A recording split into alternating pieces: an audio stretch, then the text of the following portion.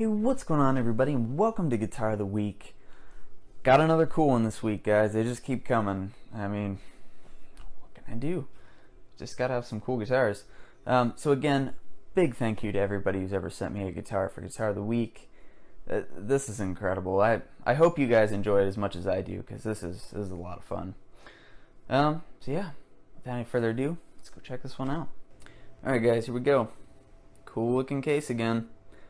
This guitar has been in the collection of Vic Duprat and George Gruen in the past, which is awesome. This is one of Trey's guitars. We did that 355 a couple weeks ago that was his. This is also his. Check him out, Vintage Frets, on Instagram. So, without any further ado, this is from 1960 again. Got a Gibson ES-345TDC SV. That's a lot of letters. 2 PAF pickups, cherry finish, stereo guitar. This one's pretty rare, guys. They didn't make a whole lot of these in cherry. So this is kind of a late 1960s, so it's got the reflector knobs and all that cool stuff on it. So we did a 355 a couple weeks ago. This is the 345. So the main difference is you get a rosewood fretboard instead of ebony, and the split parallelogram inlays instead of the blocks. A little bit less fancy binding. You get 3-ply instead of however many ply the custom one is. And then no binding on the headstock. You get a crown instead of a diamond. But other than that, guys, these things are pretty much the same guitar. It's just a little bit different trim. No bigsby on this one. This one's a stop tail, which is pretty cool. The stop tail is actually a little bit more desirable. So let's talk about TDCSV, because that's a lot of letters.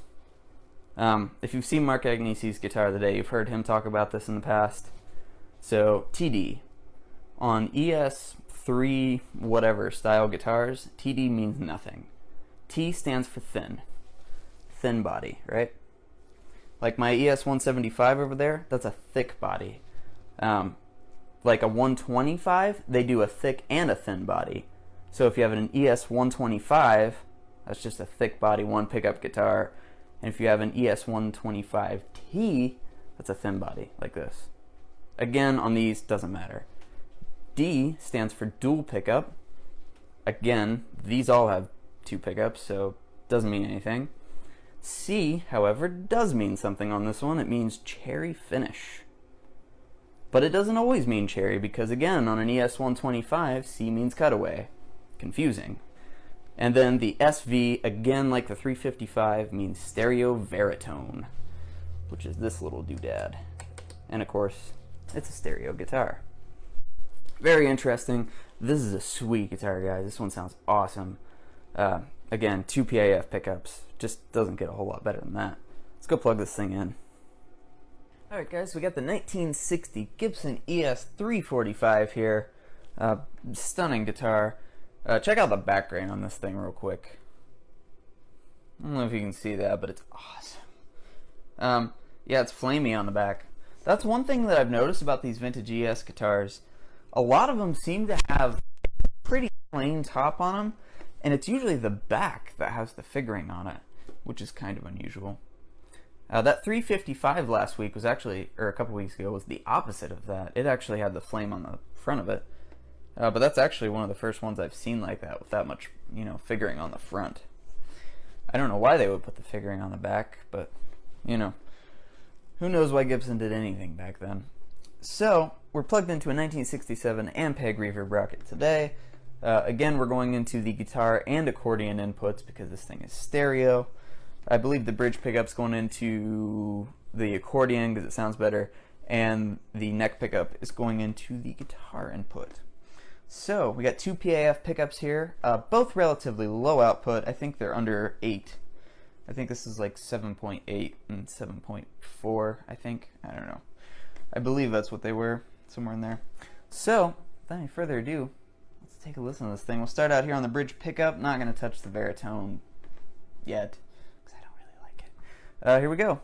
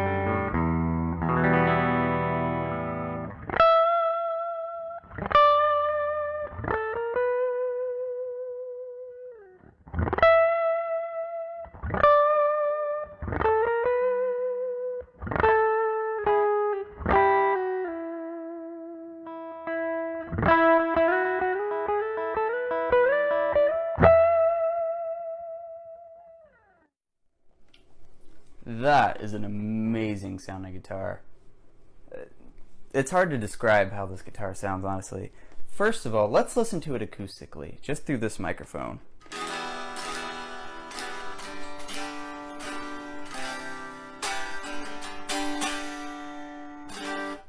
I'm sure you can hear that. It's very loud. It's one of the loudest semi-hollow guitars I've ever played acoustically. And it's quite loud through the amp as well. This guitar is amazing. It plays super well. I'm a lot more comfortable on this one than the 355. Because another difference is the 345s have tall frets. 355s have fretless wonder frets that are like super low. Yeah, I fudged one note there at the end, but it's okay. So we'll play a little bit of lead style on the clean, and then we'll go into the Marshall. All right, here we go.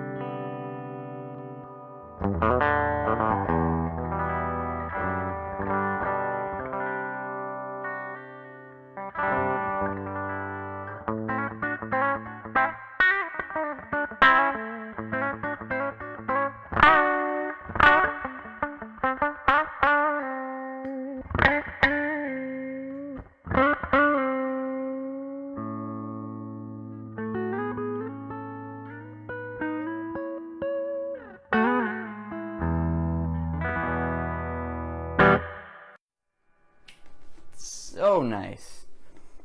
Messed up a couple times there as well. I don't have any excuses this time though, because the guitar is awesome. So yeah, let's go plug into the Plexi, shall we? Alright guys, so now we're plugged into the Plexi, and it's loud. We got it jacked today. This guitar was just like, turn it up, turn me up. So that's what we did. It's probably the loudest demo I've ever done, but man, it sounds incredible. So, on this guitar, talk about the neck real quick. It's pretty thin. This is a late 1960, so you got that pretty thin neck. A little more rounded than my 61 Junior. The Junior is a little bit wider and a little bit flatter on the back, which is more what you would associate kind of a 61, early 62 neck. This one's round and it's comfy.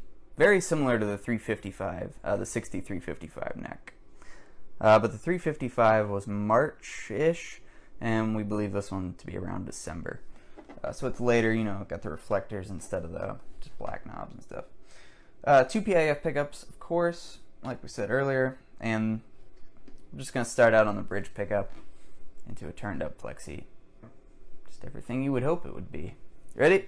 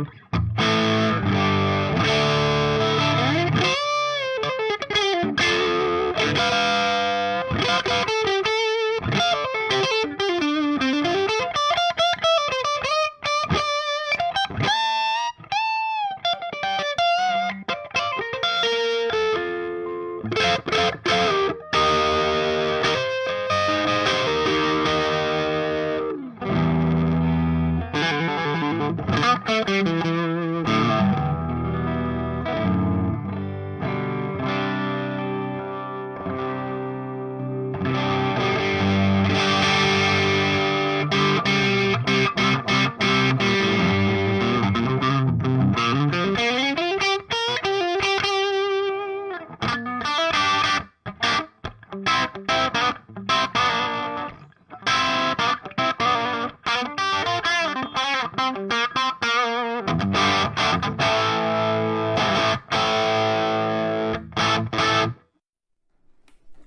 you have it. How's that? A little loud. It's not horrible, but it's pretty loud. There you guys have it. 1960 ES-345. Really clean as well. I mean, what else do you have to say about that? I mean, it speaks for itself. So, there you go, 1960 ES-345, and we will see you guys next week. Take it easy.